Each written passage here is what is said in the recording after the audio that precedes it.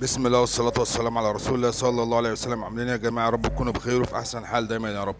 يلا كلنا نصلي على النبي عليه أفضل الصلاة والسلام.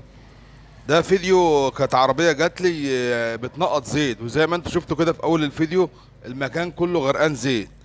فأنا بصراحة يعني المكان كله غرقان زيت، انت ما انتش عارف تحدد ايه اللي بيجيب زيت. عندك هنا جوان، وعندك وش تقسيمة، وعندك حاجات كتير، وعندك غطا زيت الفبر اللي فوق ده برضه ممكن يجيب زيت. واول حاجه هنا الكابل بتاع الماس مش مربوط مكانه. كابل الماس ده بيبقى مربوط في المسمار بتاع وش التقسيمه اللي فوق. حتى انت لو خدت بالك الكابل الماس مربوط في قدام المسامير العشرة، وده مش الطبيعي بتاعه، ده مش الاستاندر بتاعه.